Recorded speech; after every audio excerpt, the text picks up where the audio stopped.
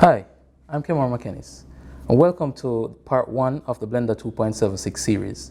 Today, I will be giving an overview of the Blender 2.76 series and discussing various shortcut keys and their functions.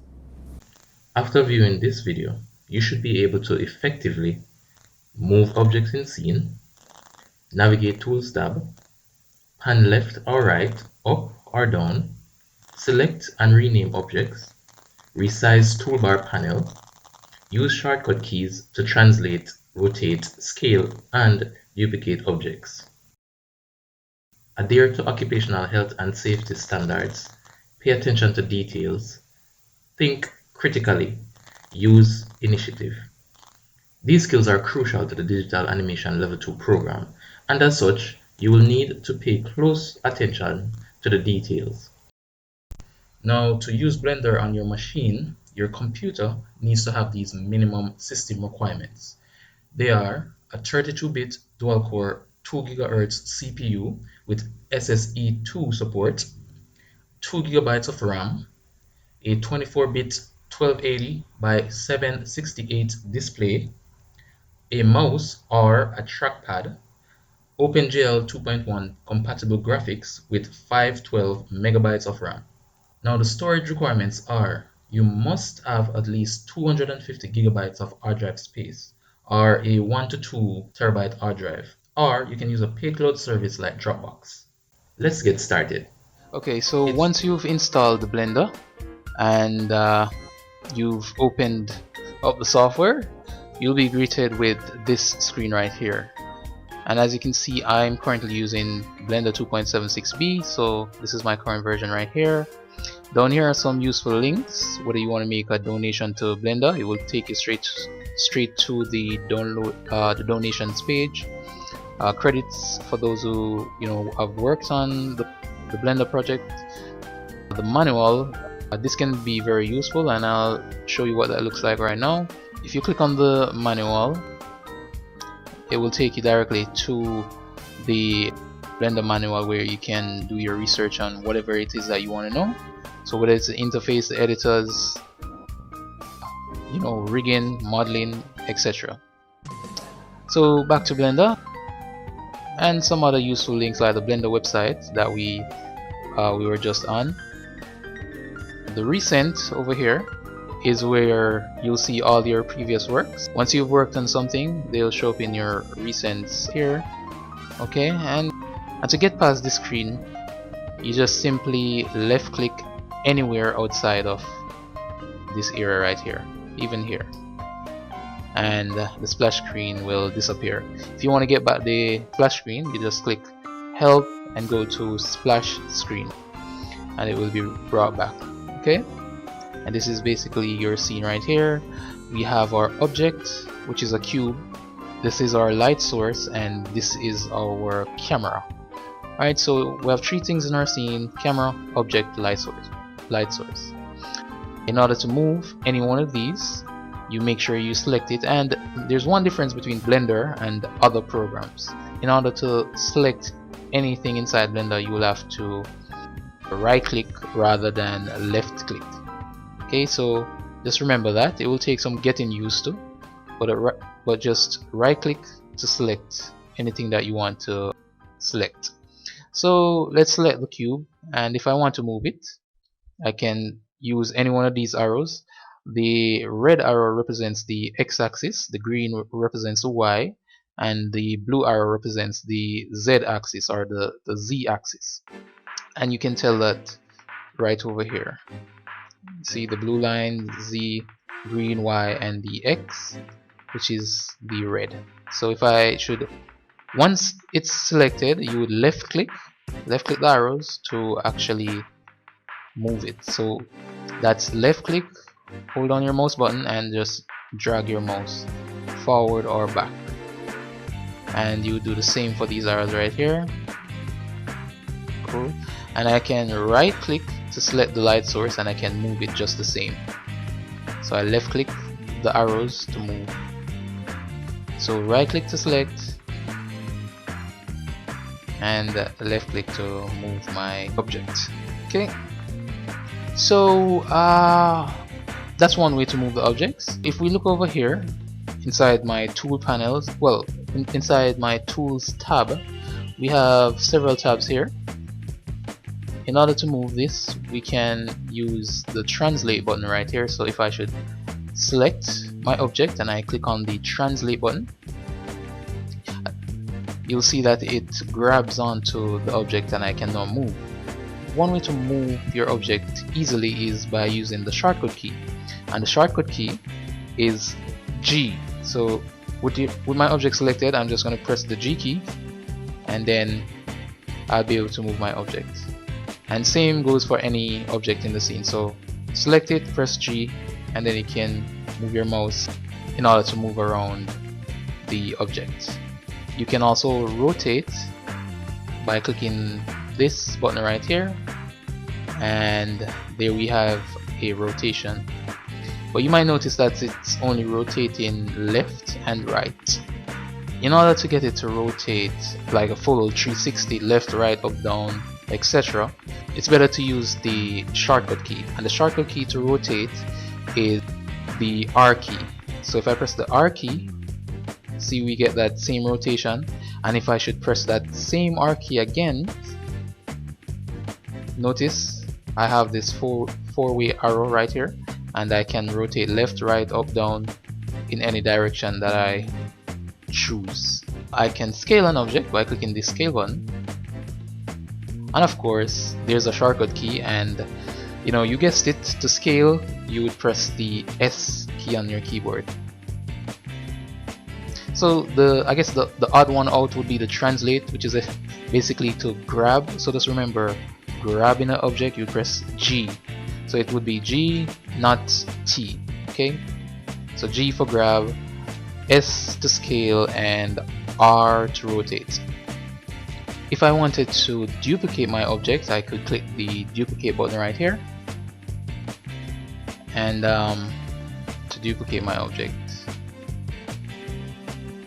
So what I just did, I selected my object, clicked on duplicate, and to place it, let's say I wanted to place it over here, I would simply left click to place an object, and right click if you want to release that object and put it back to its original location. So let me just demonstrate that. So if I should grab this object, let's say I wanted to move it over here, but then I changed my mind and I want to get it back to its previous location, I would simply just right click to release it, and it will automatically go back to its previous position, or to its original position. Okay, I just showed you how to duplicate, and of course there's a shortcut key for that. You can press Shift and D. So if I hold on Shift and D, I can duplicate the object without going over here. To delete an object, you can simply just select the object and press delete on your keyboard, and then select delete right here. Or you select your object and press the X key, which is the X key on the keyboard, and then click on delete. So again, you have two ways to delete: the delete key on your keyboard or the X key, and then choose delete. Now, how do we rotate around the 3D view right here? Well, to do that, we would hold down our middle mouse button. So if you click and hold the middle mouse button, then move with the left or right, up or down, you'll be able to rotate around your 3D view. Now let's say my camera is all the way over there. Let's say the camera is hidden over here and I want to bring it back into focus. Well, I could rotate, right? But I could also pan left or right. And to pan, I would hold down Shift and press my middle mouse button and move it left or right, up or down, so I could move it over into the screen. So this is pretty useful if your entire object is all the way over there and you want to bring it back into view. So you simply hold down Shift, middle mouse click, and just drag back the scene into your view. To zoom in and out, you can roll your mouse wheel up or down, or hold down the Control key and you press the middle mouse button while holding down the control key, and you move your mouse up or down to zoom in and out. Now we can also select our objects by going over here into our outliner, and if you move your cursor over to the right side over here, between these two lines, you'll notice that your cursor changes into a two-way arrow, and if you left click, hold down your mouse button and move it up or down, you can resize the panel over here. So let me just bring this down a bit, and the same goes for the edge right here. If I should move my cursor over and left click, I can drag it out, so that way I get more space to see what's what. Okay, so right here in the outliner, it shows you everything that you have in your scene. So we have a lamp, which is our light source, we have the cube, and we have the camera. So clicking on anyone will highlight that particular item within the 3D view over here. So well, this is a way to locate your objects in the scene. You can actually you can also rename your objects from here. So I can rename my cube. If I should right click and click rename, I can name this, box. I could name this light source, or whatever name you can think of. And I could also name my camera as well. Okay, and right here we have our properties panel, and you could also rename your objects by clicking on this orange looking cube right here. So if I should left click, you see the name of the item that is selected.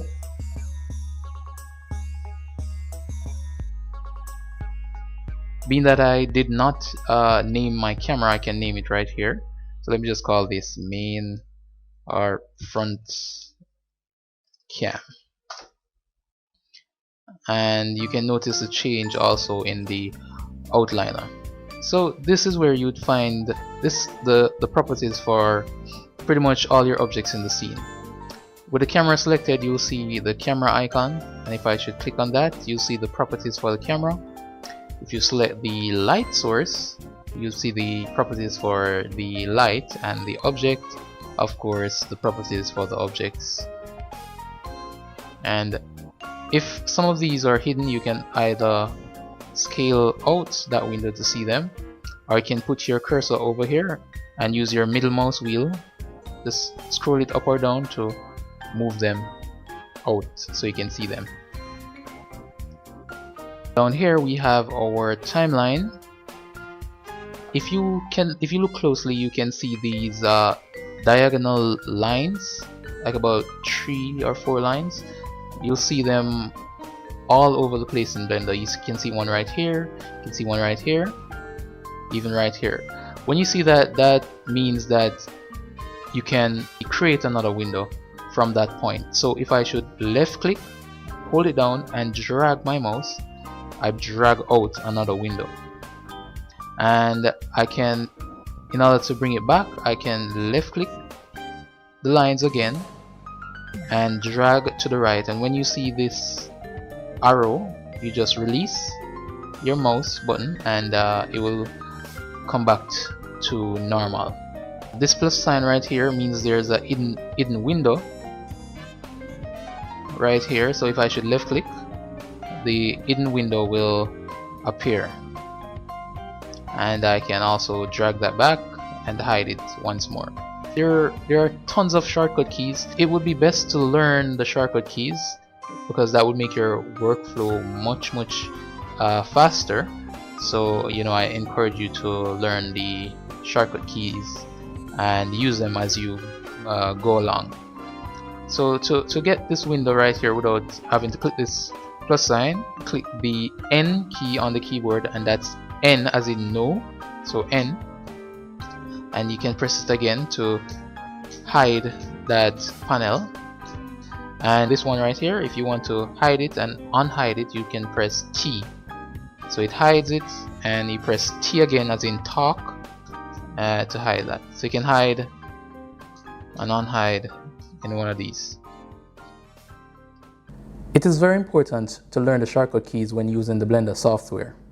This should help you to reduce the amount of time spent on projects, therefore making you more efficient. Remember, you can press the R key to rotate an object, press the G key to grab an object, press the S key to scale an object, and press the Shift and D key to duplicate an object. Thanks for viewing part 1 of the Blender series. I hope this has helped you to navigate your way around the Blender interface.